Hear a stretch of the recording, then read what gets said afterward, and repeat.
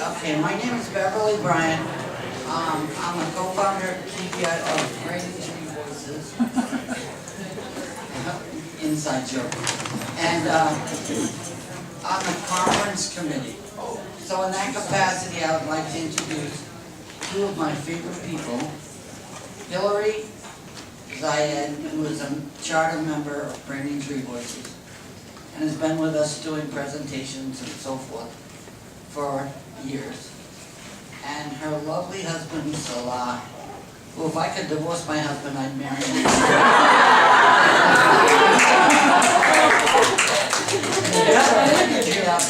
Salah, you're going to love him too, because he's very honest. Anyway, Hilary and Salah Zayed. Thank you very much. Can you hear me way in the back? It's okay. Okay, thanks. Good afternoon. Again, my name is Hilary Salah Zayed, and I'm a brain injury survivor. Hi, my name is Salah Zayed. My wife prepared me here to be very professional. I have a problem with that. So you guys gotta have to bear with me today, okay? Thank you for coming. I thank this establishment for holding this seminar. My only problem was this morning, we are brain injured. Even though she is, I'm not, she tells me I am, I believe it. We're driving through the parking lot. And God Almighty, that was scary. I'm looking for a parking spot. The fellow behind me, student, I remember when I was a student around this part of the world. Man, we're beeping. I'm confused, I don't know where to go. So, I feel at home here, guys. And I hope you folks will feel with me the same way today through this whole thing. Okay? I'll try to follow my notes. If I don't, bear with me. That's who I am. Can you hear him in the back? Yes. So, what we're going to do today is we're just going to navigate you through the brain injured person and the so-called caregiver. All right. Someone who knows you. I'm a soccer referee, and that's your yellow card.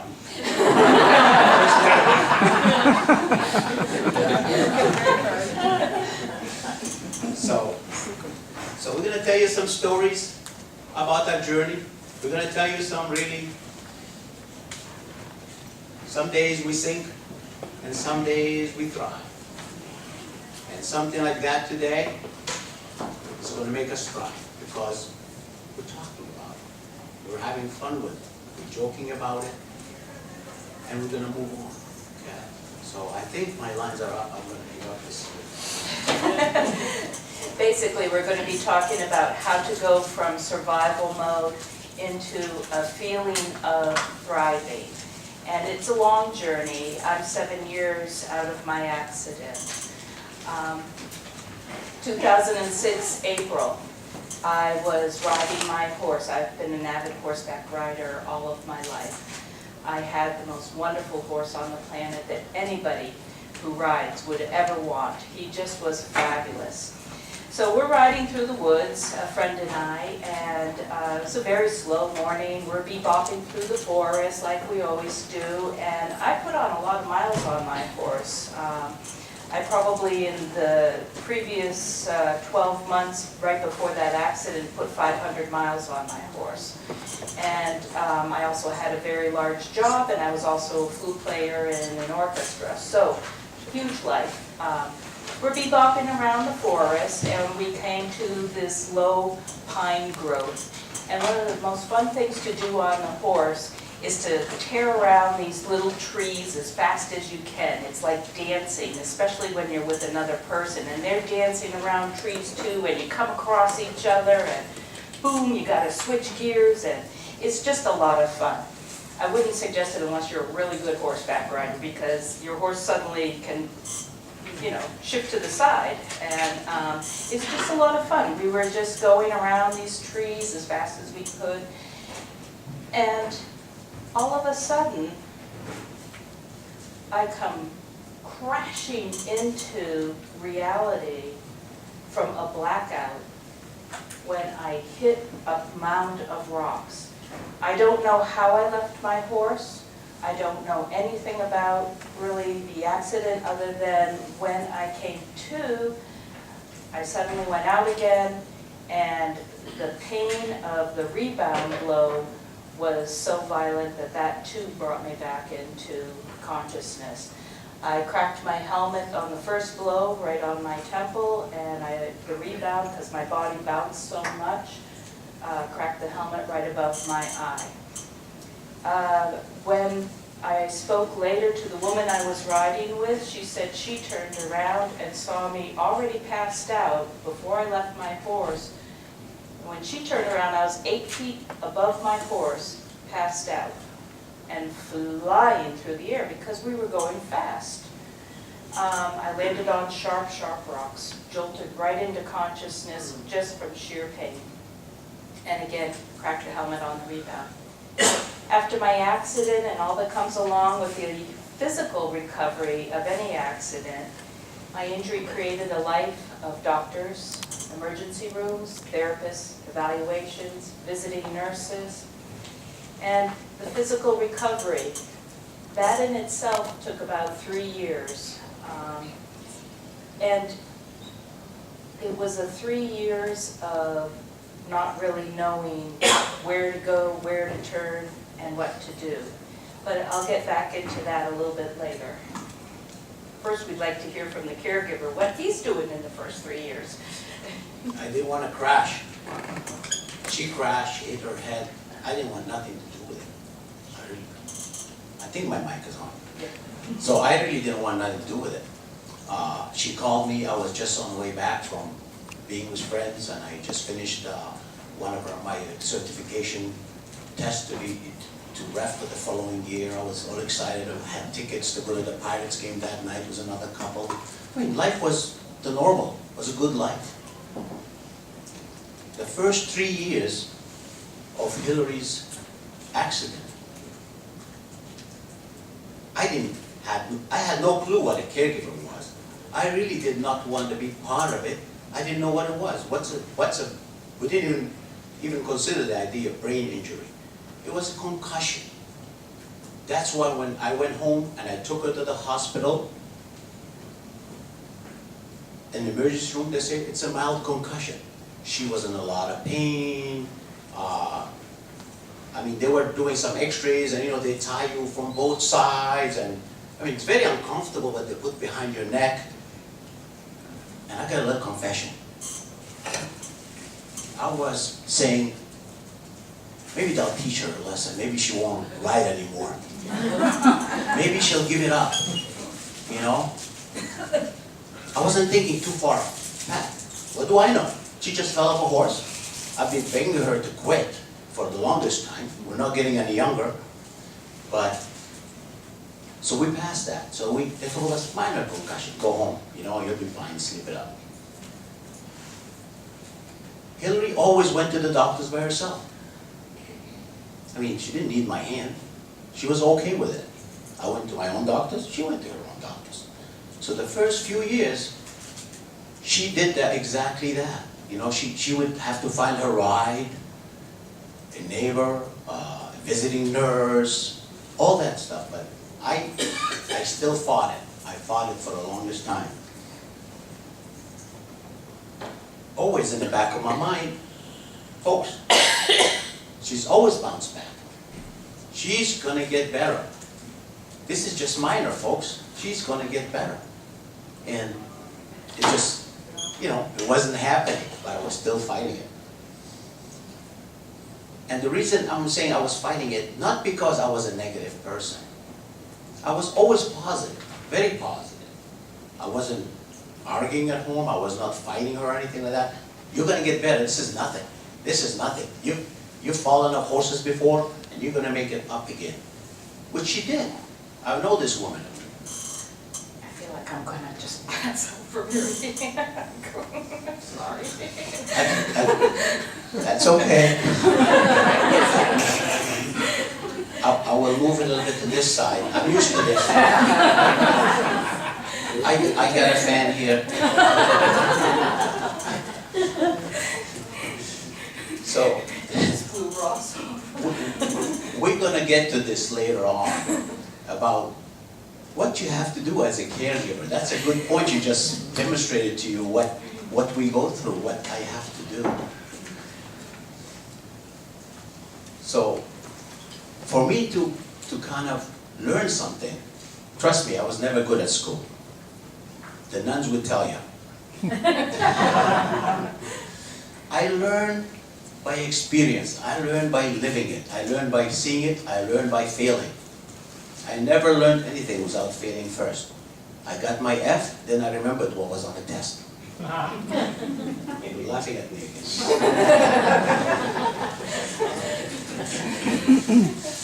But I'm still a positive person. We were still planning vacations. We just put our kids through college. We were ready to start a honeymoon, folks. We started buying expensive coffee.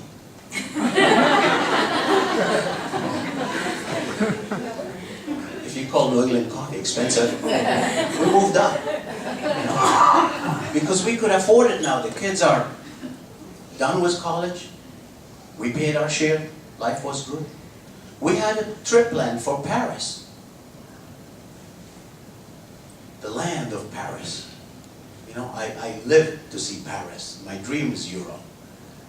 So here we go. We go to the doctor, you know. I take her to the doctor and we're still talking. Hey, doc, can she travel in 2 weeks? We're going to Paris. Shows you how much the doctors know. Maybe, sure. Sorry, if there's any, I hope there's no doctors here. Oh yeah, maybe she can travel in 2 weeks. She's in a hospital. That time I'm talking to him, she's in a hospital. She couldn't even walk, see, or hear, or talk. She was done. And I'm still thinking, I got tickets to Paris. We're going to Paris. So anyway. You thought the doctor would fix it too. Absolutely. Here I am. I'm coming to her. She's tough on me, but I always believed in medicine. That's how I started up. When I got sick, my mother would take me to the doctor. I don't know what pills he gave me. I was okay. It was a mental thing more than anything, I think. So I always believed that when we go to the doctor, they have the magic wand. They are going to fix Hilary. We know better now, don't we? They got nothing. We got each other. No clapping, please. We can't handle clapping. Thank you, I appreciate it. You can do this. So, at the beginning of any traumatizing journey, sometimes you don't even know that you're in survival mode. You think everything's going to be okay. I just have to walk through these couple of tests. I have to get out of the hospital. It will take me a couple of weeks to recover. I'll be back on my horse. I'll be back teaching school. I'll be back in the orchestra. My life will be back. We'll go to Paris. We'll go wherever we want. You just think that because that's where you are. A lot of times you don't know that you're in survival mode until after you've come out of it and have looked back at what you went through. And so it's a traumatizing journey sometimes when you look back several years later. And you have to think about your survival. Maybe it's a physical survival. Maybe it's a mental survival. Maybe it's emotional survival. Maybe it's all of that. I know that many of you have had to physically survive whatever brought on your brain injury. For me, I saw it mostly as mental and emotional. My life had changed very fast, and a lot was slipping away very quickly. He just mentioned I was in the hospital. I went into the hospital just barely walking, just barely seeing. When I came out of the hospital, I was not walking at all. I was not seeing. I could not digest medicine or food. I could not talk. I couldn't see. I went in better shape than I came out. And from there, it was just kind of a blank, whatever the doctor says I do. because I'm in survival mode now. Now I recognize that I am really in a place that I need help getting out. Well, at the beginning, the whole process was very difficult and confusing. What do we know about this process? We don't. What do we know about the medical system? We don't. What do we know about our legal system? We don't. I felt like I was a punching bag. Honestly. Pow! I get punched. She's gonna lose her pay. Pow! The doctor says she's gonna get better, but she's not. You know, I was getting hit left and right. You know, doctor says she's gonna walk. Pow! She's not even walking. I'm wheeling her around. It was such a stressful situation, and I was really feeling the punch. A punching bag, what is that? I don't know. But I felt like, pow! I got a mortgage to pay. I'm gonna pay that if I lose my disability. It was a very, very stressful situation. But on the other hand, you have that stressful situation on you, you cannot bring it down on her. So as a caregiver, you gotta have all this coming down on you, but then when you turn towards her, you go. You use that great smile of yours, you know. So that's what I had to go through, you know. And I'm sure some of the caregivers in this room can see that. They've gone through that. Your job, nobody talks about caregivers. It's hard to think about caregivers. You always think about the patient. Better, you know, once in a while I get somebody who says, "How you doing?" "What do you mean?" "I'm fine." Another situation like I had to deal with is, I don't want to knock United Way down, folks. You know, we had no rights whatsoever. We had to be concerned with rights for her. You don't qualify for rights. My job is to find rights. I call friends from anybody, you know. Any friends of mine says, "Are you heading to Portland? Can you take her with you, please?" Sure. I'm not thinking much that, oh, that friend of mine, he listens to rock and roll, high loud stuff in his car. She can't handle noise. So I am messing her up more than I'm helping her. But my friend, they're there. Just, you know, some of them will stand by you and help you out. I think I'll stop you, let it go. So as the survivor, you know, you're trying to get your body back, you're trying to get your life back, your mental health back, your emotional health back, and you're struggling with all these things at the same time. Like he said, you're going to doctors, but how do you get there? And, you know, if your caregiver is a little bit in denial, which is normal, you've got more burden on you to try and figure out how to get from one place to another.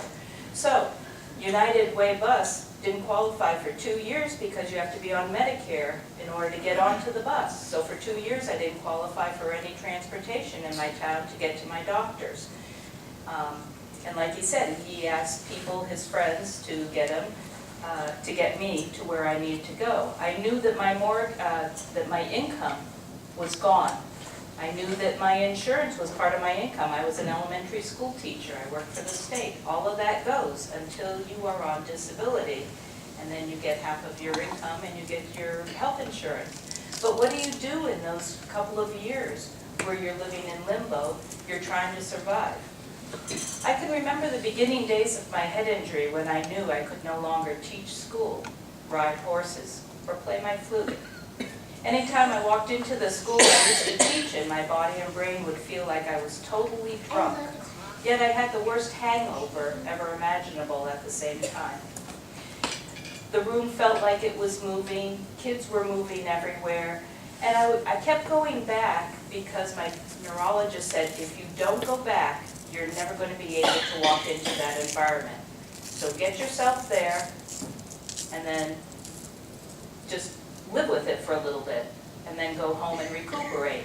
Well, the recuperation time went from 1 day to 1 week to 1 month to, I couldn't get back into the school. It just was too difficult. I would immediately forget everything, so, that no short-term memory. So on top of the drunk feeling was this intense headache combined with sharp pain from lights and sounds. And of course, always the nausea comes with all of that. But it didn't matter. I would immediately forget everything and then start doing it again as if it was new because I wasn't remembering. To top it off, even though I was going through so much, I always was smiling, mostly because I didn't have control over that. My neurologist broke the heartbreaking news and said that if I rode my horse and fell one more time, it would probably kill me. So no more horseback riding. I'd been riding most of my life. I had a degree in it. I taught professionally. It was my passion. No more horseback riding. It's like a death sentence. What will I do with myself? Along with all of that, I couldn't stand the sound of my flute. I had played my flute all of my life. I was in a chamber orchestra out of Kennebunkport. I had hyperacusis. I could hear bugs breathe. The sound of a flute was like a violent enemy inside my head. And no more school. I began wondering, what in the world can I do with my life now? After all, I was a type A personality. I was a third grade elementary school teacher, passionate lifelong horseback rider, been playing the flute. I was and still am married to this wonderful man, and we have 2 grown children. So life was full, really, really full. And it just stopped for 3 years. Just before I go to my next section, just to add up, when Hilary said the doctor told her she could not ride anymore, before that, when it first happened, she'd ask him, will I be able to ride again? He goes, sure. It took him a while to realize that himself. So nothing was like right immediate what was happening. And like I said before, we did have a good life. We had a great life. I mean, just like I said, we put our kids through college.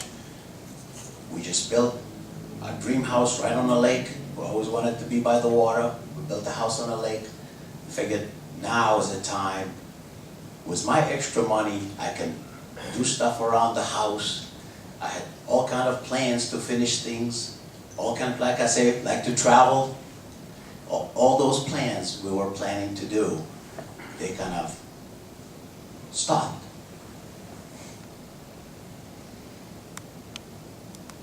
I will stop there. Okay.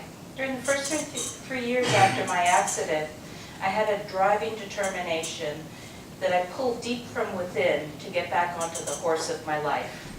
And I worked towards that goal, but the harder I worked towards it, the more I kept crashing.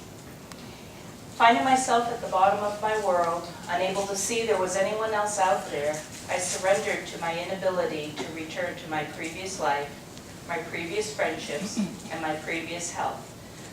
My friends were teachers, they were teaching. My horse friends were out in the woods, riding. My music friends were playing music, all of which I couldn't participate or even stand the sound of. You changed my pages. That's right, we need to move forward anyways. You want me to keep on going? There's been nothing since the day I was born that I can recall that has compared to the sudden feeling of disconnect with who I was and who I am now. And since I could not remember who I was as a person after injury, I felt I had to attempt to reinvent myself in order to become someone again. And part of this has to do with when you have your self-worth tied in with what you do.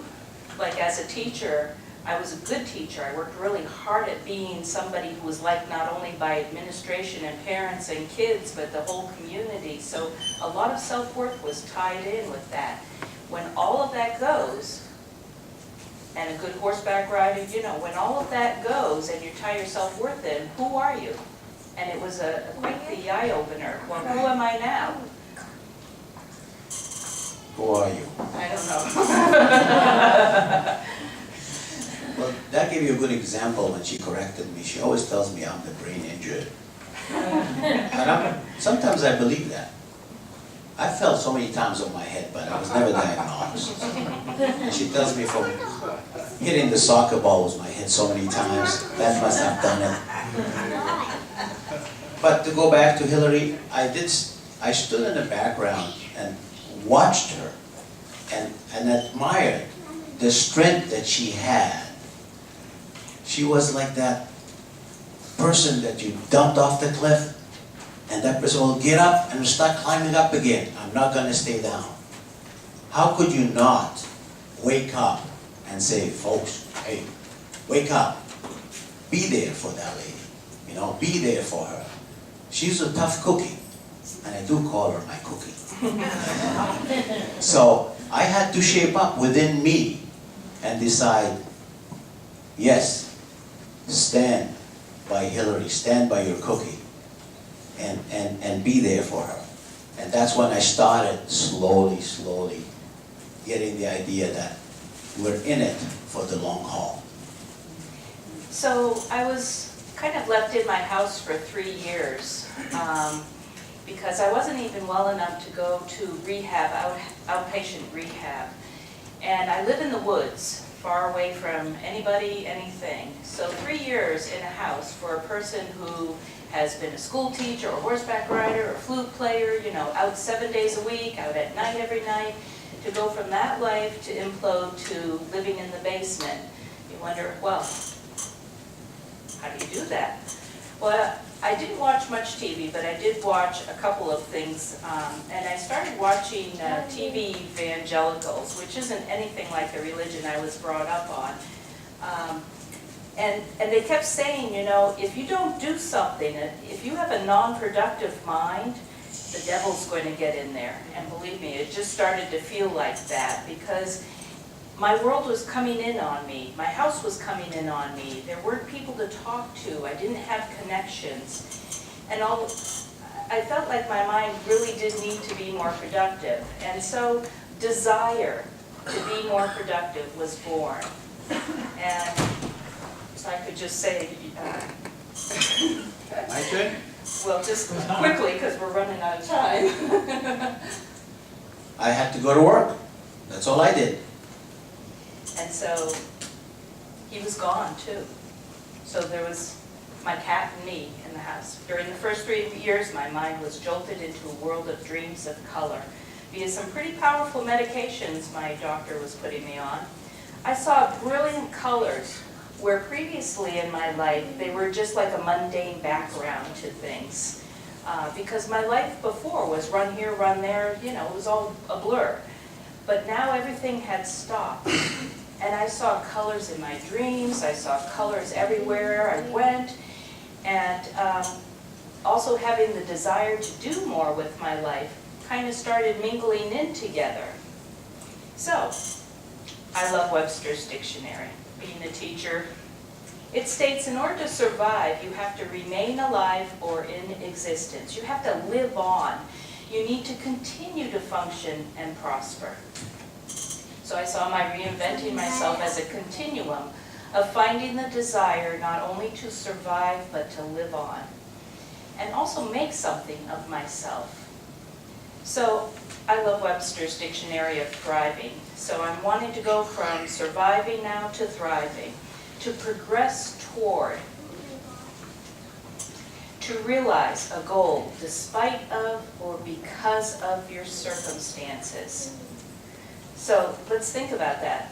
If you're progressing toward, you're realizing a goal, despite your circumstances being the acquired brain injury, you use your acquired brain injury and your desire, put them together, and start to move forward.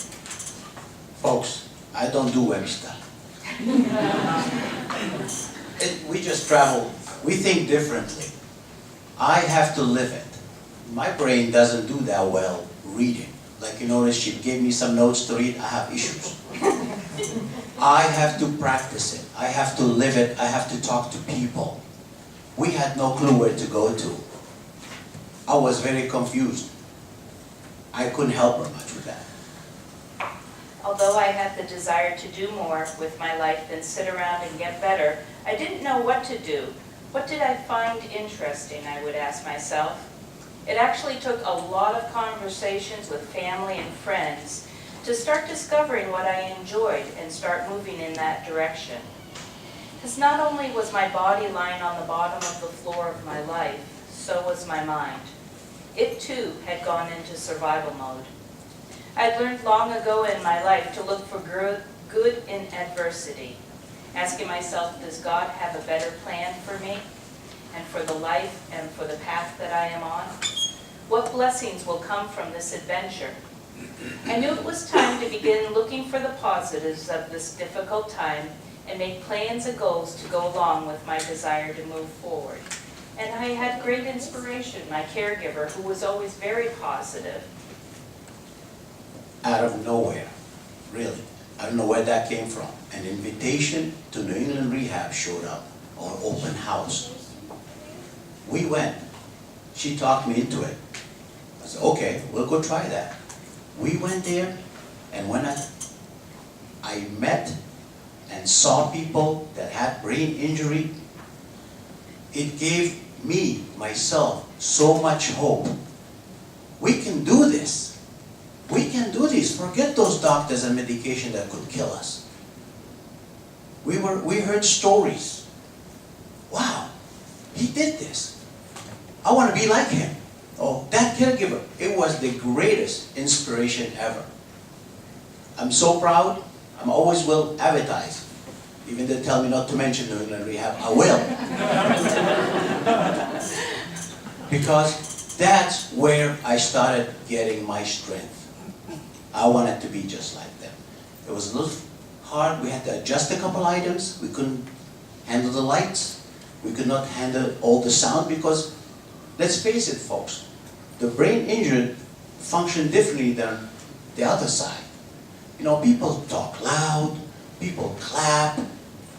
We say no more clapping, we can't do clapping. You know, all that stuff. So, but that was the beginning. There was a rebirth right there.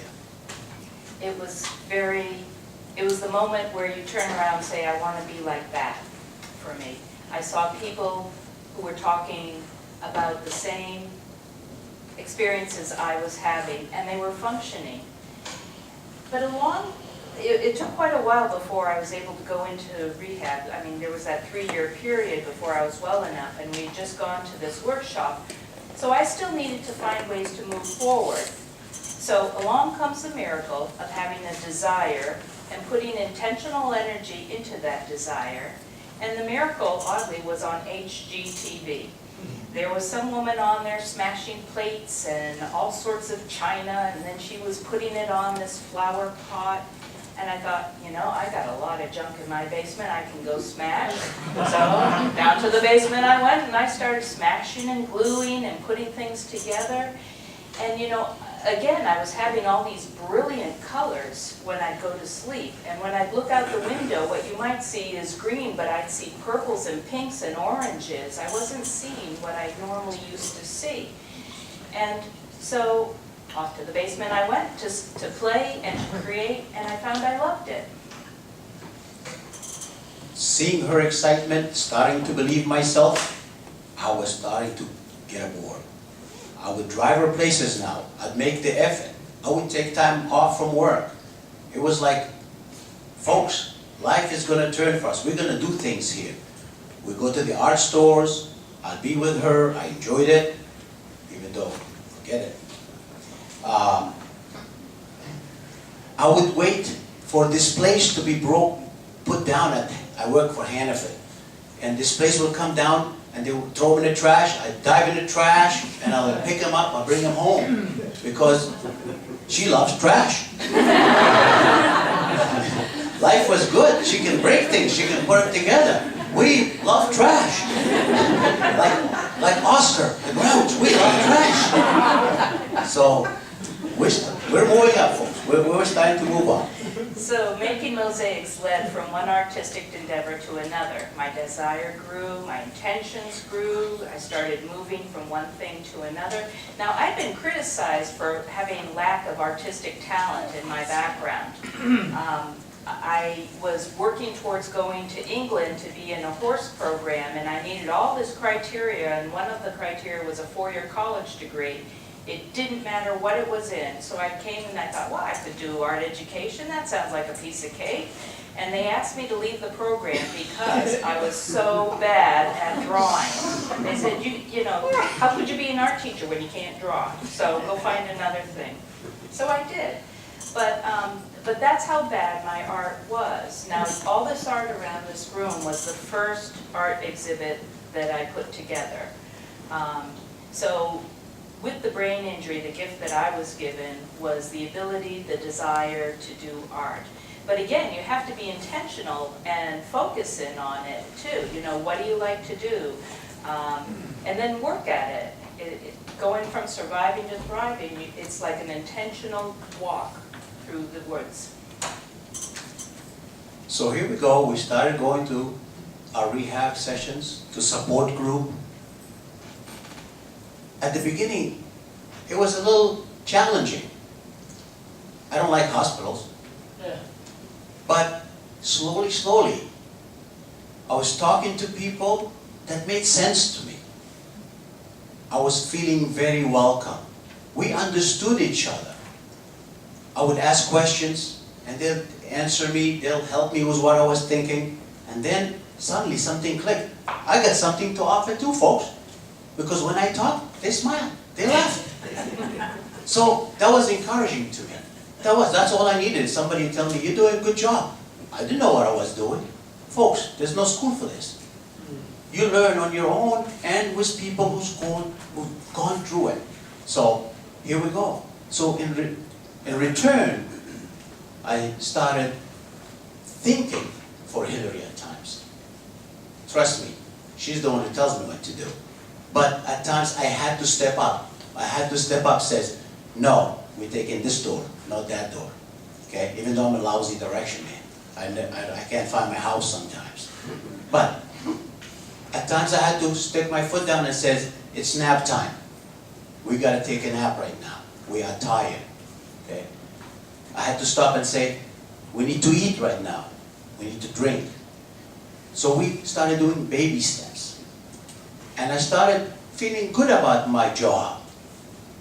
I was important again. It was a revival for me too at the same time. I was helping Hilary, she was helping me, and the world around us, the people around us were helping us a lot. So I was in outpatient rehab for about 10 months and 10 days, probably 10 minutes, you know, I mean, yeah, I did count every minute of it, because what happened at the end of outpatient rehab is suddenly you're like out there again, out there in the real world. And it was like, oh, wait, all my friends are now up in Portland in rehab. I live in Sanford. I don't drive. How do I get there? Oh, wait, what am I going to do? I had these goals of making art, but how do I break into the real world of art? How do I start becoming an artist? How do I start becoming a writer? How do I do that? And so this point of being discharged from outpatient led to this whole exhibit of art called Recalculating. Because just because you have desire, just because you've set up goals, just because you've put intentional energy into it, trust me, you're going to need to recalculate and relook at them and revision yourself several times before you find your path. Because isn't that what life's like? No matter if you have a brain injury or not, you're going to have to face the obstacles. So, not only will you need to focus on things like your happiness and what you're doing, you need to fill your calendar with people and places and things. You need to write a gratitude journal. Maybe you need to find new friends and learn to just sit and have coffee and talk again. I mean, there's lots of new things, and I found that having counselors along the way to help me do these things, like return to land of the living, or maybe figure out cognitively what people are saying. All those support things I found necessary to help me get back into staying on the goals, the desires, the intentional energy into becoming an artist and writer. And the other thing was resiliency. You have to be able to handle the wall banging and the rejection and not take it too much inside. As a caregiver, I've noticed Hilary was bringing a lot of stress to herself. Hilary's a very competitive person. She would compare herself, like you used earlier on in speech, normal people or not normal people. You're doing art.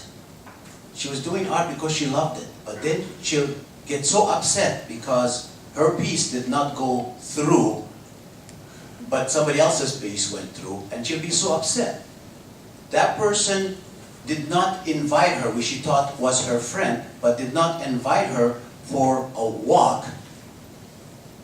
She didn't really know why. Why they're leaving me out? So she bring that stress. So my job was to explain to her that, well, the reason they did not invite you to the walk example, because they're going for a 4-mile walk, and you can handle 500 feet. So my job was to bring her down to reality, because Hilary would not comprehend that. That was not part of her understanding of what brain injury was. It was, I belong with everybody else. So, Her, oh. one thing, later on, the neurologist helped us through a few things. And once he realized that we're not going to do drugs anymore, he started working with us different ways. And we're trying to understand why she's having those issues. So he put it in a simple situation. Helped me and helped Hilary. Says, Hilary doesn't have a spare tank. When we have pain, we normal people have a spare tank. When she has pain, there's nothing to go to. So Hilary needs to live in a stress-free world. No stress whatsoever. As long as Hilary understands that's where she's at, that will help her cope with the situation. So I say to myself, imagine God gave me this brain injury as a gift, and I have to figure out what that gift is. One of the most difficult roadblocks of moving towards a life of fulfilling goals and dreams is that of fear. And fear is stress. Since my brain injury, I feel fear from things I didn't even know a person could be afraid of. I had never experienced a fear of talking to a group of people before my head injury. I hadn't even experienced the fear of leaving my house before this had all happened. But fear can stop you dead in your tracks from leading a life well lived. While in rehab, I was let in on the secret to a happy life. Feel the fear and move toward it. It was not a secret in the horse world. Feel the fear, pretend it isn't there, hide it well, then mount that crazy horse again. However, that was for the benefit of the horse, not the rider. Now I feel fear and I ask myself, is it because I'm afraid of the pain and what would the consequences of that pain be? Or is it that I'm just uncomfortable and I don't have to do that action? These questions lead me again to the question I ask myself, do I want to sit on the couch or do I want a vibrant life? As a caregiver, I was just afraid to change my life. I was afraid to change my habits. I learned about dealing with fear was to stay positive. I had to stay positive. It was nice when Hilary made a lot of decisions. I was afraid to make a lot of decisions. I was afraid I had to do more. I didn't want to do more than I had to at the beginning. Another big lesson I learned on how to move from surviving to thriving was to do for others. With a newly formed brain injury, physical, emotional, and mental survival means you need to simply implode and just survive. After all, surviving is all about saving yourself. Later, when you are ready, it can be difficult to move out of the space in your head of it being all about me, because survival is all about me. But after you've survived, it is time to move on. And what better way to move on than to help others. But as a caregiver, after Hilary's survival period, I learned to share. And there's no better way to learn and heal than to share what you go through. Whenever I hear of a friend running into a situation and having some kind of trauma in their life, I make sure to call that person. I make sure to share my experience, our experience. And it's funny how many times I look at you and say, or even on the phone, boy, nobody understands what I'm talking about. Thank you for calling me. So by doing that, it kind of, yes, I guess I can be a caregiver. Yes, I have the, starting to have a little experience. Yes, we're moving forward. So finding volunteer positions, well, how does that happen? Well, first I started with Kathy Kroll, who's the recreational therapist, my recreational therapist over at New England Rehab. I just finished my outpatient rehab services, and I said, Kathy, I'm ready to teach a big art group, maybe 10 people. She looks at me, I have one for you. I said, what? Come to find out, that was a challenge. She knew me better than I knew me. Now there I think are 7 or 8 women in this group with acquired brain injuries. We meet once a week. I lead them through different art experiences. It's just wonderful. And interestingly, once you start doing something, the universe gives you more and more. And now the opportunities for me to volunteer are too many for me to actually do. But once things start rolling, the universe will kind of roll with you and provide opportunities. And now I have 7 exhibits that all chronicle how you go from reinventing, from survival to thriving, with art and writing. They're on my website at reinventingoneself.com. You can go there and read about them and see the art that I do. I'm just hoping to get to the next step where I can put something together for other people. As a caregiver, I made the decision to myself, I will not change for anything. I'm going to be myself. I will not slow down my regular schedule. I can add more, but I'm not going to slow down. I'm going to do what I like. I'm still going to see my friends because that was my therapy. As a caregiver, I needed my therapy. I needed my people. I needed to do what I was doing. I needed that great social life. I had a good, I'm a soccer referee. I was a soccer player, not for, I gave it up 2 years ago. Arthritis was kicking in. But I was not going to give anything up. And I think that's what kept me sane. Because if I had to give up everything and just take care of Hilary, I would have broke. All I did is, I just added her to my schedule. And I kept going. So, desire, intention, waiting and looking for coincidences or opportunities to happen. It's all part of the journey that must be traveled with intent and patience.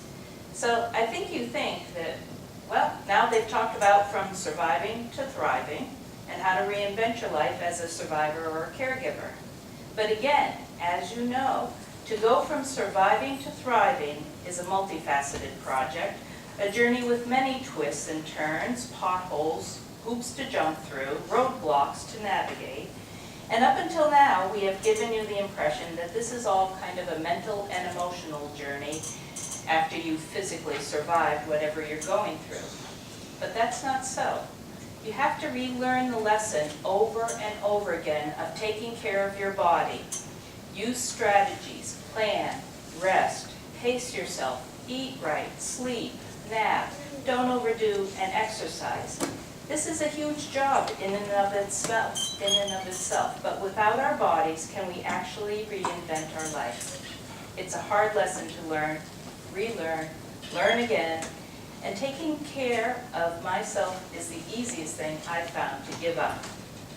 So I remind myself that having been in survival mode before is lonely, frustrating, scary, and not what I want to do with my life. So I choose to take care of my physical body as much as I can. After all, I've worked really hard at coming back from the abyss in order to live again.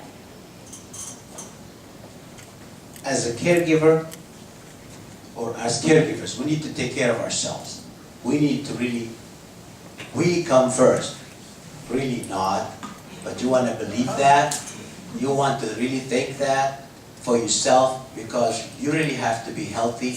You have to eat good. You have to exercise. You have to keep your social life. You got to do all these as a caregiver to be able to give back, and that's my mentality.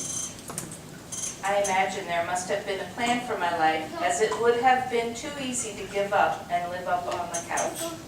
I've always chosen the more difficult path, as it brings greater rewards. And I encourage anyone who is traveling the road out of survival, whether it be physical, mental, emotional, or all of those, to make a commitment to yourself to progress toward or realize a goal despite your brain injury, and also because of your brain injury. Move forward, engage in helping others, press forward through your fears in order to find happiness. Be courageous, and reinvent your life to fulfill who you are meant to be. Then watch as your life unfolds and look for the universe's whispers of opportunities. And as you listen, open your eyes, step forward, and say yes to opportunities that come your way. Feel the fear, and do it because you feel fear. That is the universe telling you to be courageous. It is your next step to move forward towards your goal. And when you say yes to an opportunity, it's just an experience you're trying on, like a pair of sandals at a shoe store. You can continue on with the opportunity, or not, after you try it. Eventually, you will know if it's a good fit. Okay, so this brings me to, well, this is important. She says it's important, we gotta go back. It was around this time when Hilary was starting to put her life back together. I noticed something was missing in Hilary's life, and that's happiness. So this brings me to my final definition, the definition of reinventing oneself. Up until now, I've spoken of reinventing oneself as if it's finding a new job or a new way to label what you do. For the 6 years after my accident, that is how I saw reinventing myself. Before my brain injury, I defined myself by saying I'm an elementary school teacher, a horseback rider, a flute player, a wife, and a mother. But 7 years ago, the universe asked me to redefine myself. I looked at reinventing who I was by saying I would redefine who I am by becoming something else. Possibly an artist, possibly a writer. I saw the definition of myself as what I do, but who am I really? The one who taught me the true definition of reinventing myself was the one who carried my burden with me, my husband Salah, who chose also to be my caregiver. He walked through fear, showing only strength, and provided when legal and health systems worked to diminish. He sacrificed when he could have walked away, and when recovery, denial, anger, depression, recalculating, mourning, and repurposing had all been trodden through, he asked for simply one reinvention of me. He told me my only job in life right now is the job of being happy. For in doing so, his job of carrying both of our burdens lightens his load completely. And so I work on my reinvention of this person who looks and finds happiness in the corners of my soul and how I spend my time. I had thought before my accidental loss of old self that happiness was a product of being a hard-working, respected, and knowledgeable person, raising a family, holding a career, competing on horseback, shining with a flute. I thought for the first 6 years of my brain injury that in order to find happiness again, I would have to find a way to fill all those empty holes with totally new ways to achieve and shine in the world. But what I found was finding meaning and purpose for my new life was most important when love and grace, it all happens with happiness.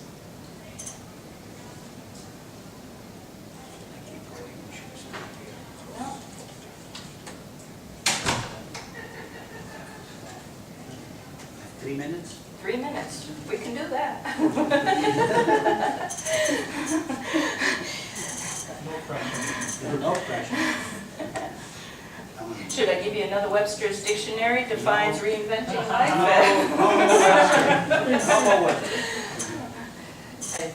Yeah.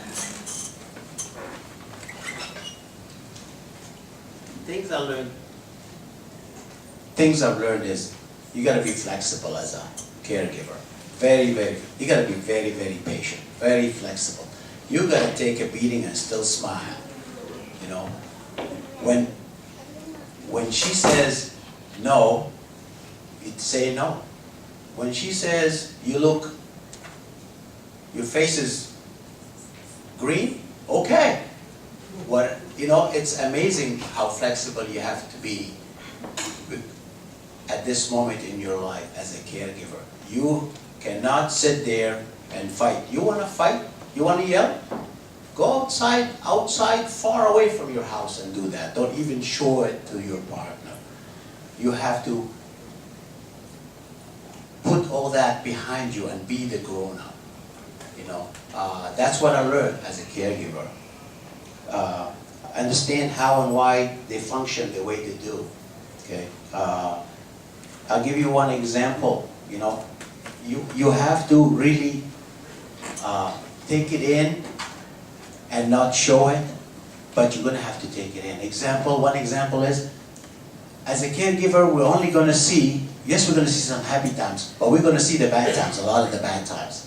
And that's okay. That's part of our job as caregivers. An example is, Hilary will be on the phone talking to a friend of hers, and she's so energized because she has to show up, be there for that friend, because I feel she needs that friend, and she has so much energy, and she'll talk, and she'll smile, and she'll everything. When she's done, I go to talk to her, and she'll hush me up. I gotta accept that. That's part of what you have to learn as a caregiver, because she already used all her energy. She has no energy for you at this moment. You will get your energy some other time. Schedule it. Understand it. And that's what I learned to understand. That is my role in life as a caregiver. So we'd like to thank you, and may your journey from surviving to thriving by reinventing yourself as either a survivor or caregiver be blessed with forward motion and with happiness. Thank you.